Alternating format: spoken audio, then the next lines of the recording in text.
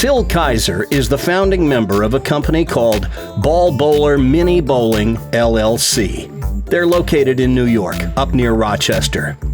I learned of Phil because of my fascination with pin setters.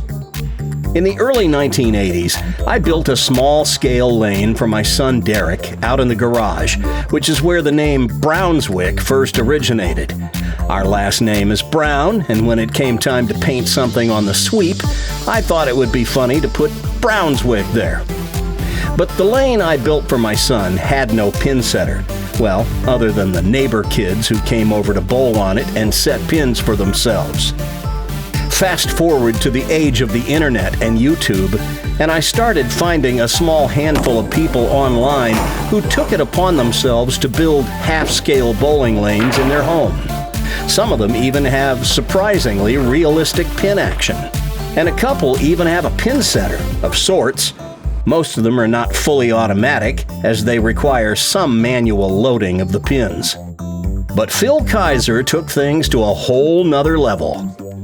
He calls his machine a ball bowler because back in the day, like when I was about 5 or 6 and my mom would bring me to Lucky Strike lanes in Kansas City while she would bowl in her Housewives League, she would give me a handful of dimes and I would use them on the coin-operated ball bowler. The one you're looking at is very similar to the one I bowled on as a kid, although this one has been extended several feet.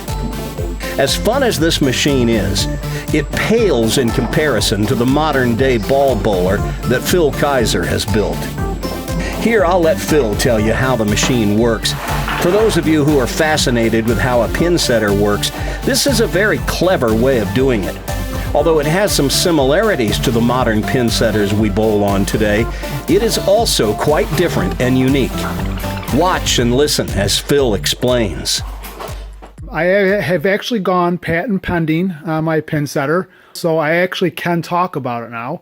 And that's what we're going to do here now. So we'll get into how the pit works, separating the pins in the ball and the ball door and what's called the auger. So what we have here is these cleats. As you can see, there's a whole bunch of them on a chain. They come up, and as the pin is coming up, it's going to hit against these pin ejectors, as I call them. And then it goes into this, what I call the pin orientator, and then onto this conveyor and then moves. So a lot of you have seen probably this view before where you're seeing the conveyor drop the pins into the turret. This is also our new turret design. We've got rid of the old one. It had a lot of parts. This is a much more simplified version. It's made from just a few pieces versus the other one which had a lot of different pieces to make it work. But back to the lift here.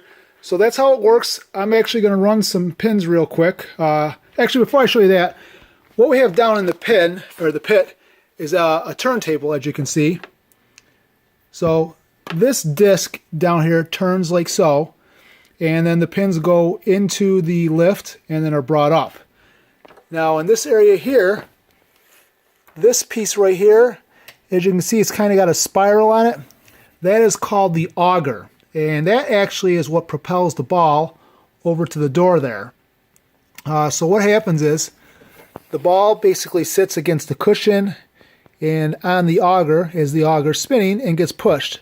It can't fall through because obviously it's too big, but the pins can, and they drop down onto the turntable. So what I'm going to do is I'm going to start a cycle. It's going to be a number 2 cycle so we get pins into the pit. And it's going to get noisy, but I'll try and show you and explain things as best I can as we're running. So here we go.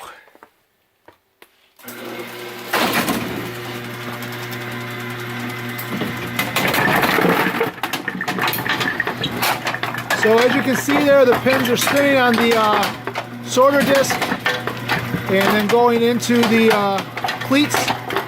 Sometimes it takes a second or 2 for them to get all orientated, but then they go up pretty quick.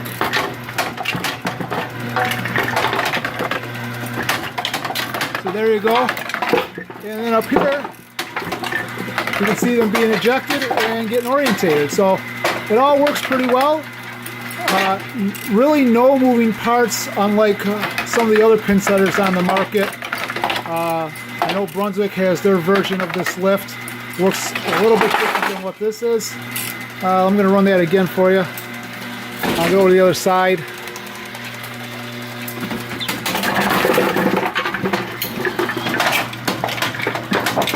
So again, there the pins are going in.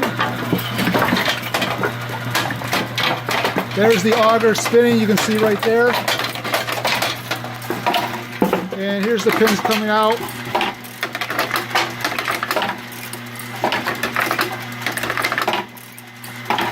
And one more. Actually, two more. There we go. So I'm going to throw this on pause right now, go down and get a ball, and then we'll come back and show you how the ball is pushed to the side with the pins down below.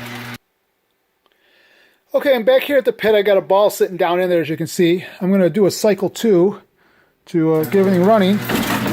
So there you see the auger start up and push the ball. And there it goes. So it's really simple. I'm just going to drop this in there again so you can hopefully see that. So there you go.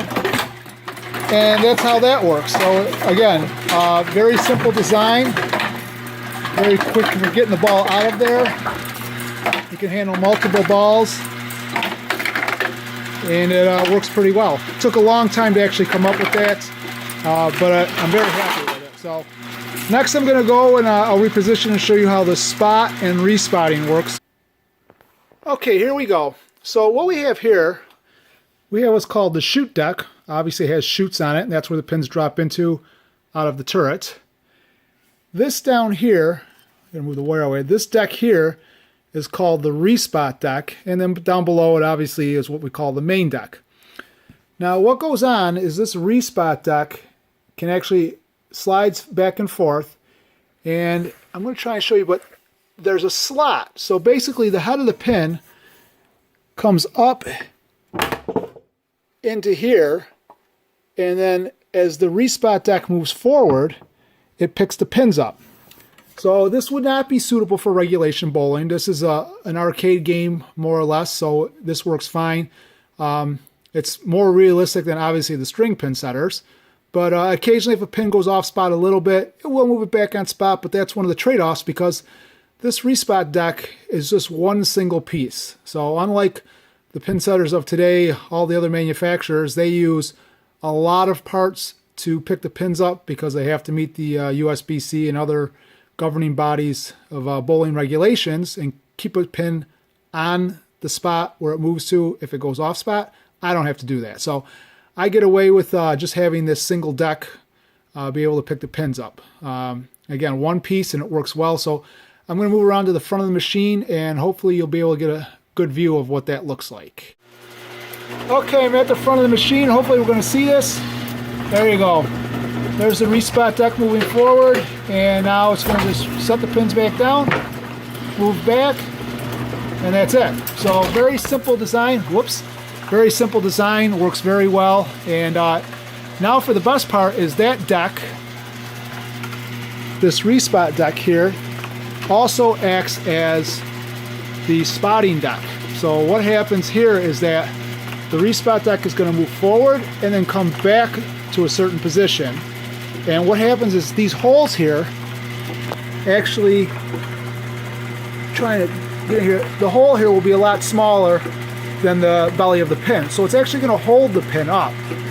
When the deck gets all the way down to the pin deck, that respot deck will move forward and release the pin. So I'm going to try and sit here and show you that as best we can. We'll see how that works out. Not sure we'll be able to see everything, but there you go. You saw it move forward and back. Now the chute deck's going to move forward, holds the pins, and there you go. Probably couldn't see the respot deck move back, but it did. I'm going to try a different angle here real quick.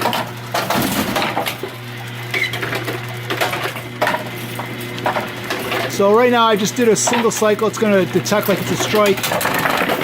There's the respot deck. As you can see, that opening's a little smaller now. Try this angle, and then if you saw there, the respot deck moved back, and that's what releases the pins. So again, that's a very simple design. It's one piece that's actually doing the job of two different parts on all the other pin setters, and those two different parts actually have a lot of little individual parts to make everything work. So I was able to come in here and simplify this, and this is why I've kind of kept it quiet. about how it works because we were doing the patent filing, and as I said, we are now patent pending. We've had some discussions about Phil possibly bringing his demo machine or possibly a pair of machines down to Atlanta to show them to potential buyers. And if he does, we'll tape a Prodigy episode on them. But just know that if you or someone you know is interested in owning one of these, while they're certainly not cheap, they don't cost as much as having a real bowling lane built in your home. If you're interested, or you want to see Phil's other videos as well, visit him at ballbowler.com. That's ballbowler.com. And if you do happen to connect with him, be sure to mention that you heard about him on Prodigy Bowlers Tour. I happen to think this is just about the coolest big boy toy out there, and I'd love to have one. So if you're thinking about a Christmas gift for Coach Randy, in my dreams. That's the realistic pin action. But seriously, I would be so jealous of you if you got one. Check him out at ballbowler.com and say hi to Phil for me. And there we go. This is the Prodigy Bowlers Tour Television Network.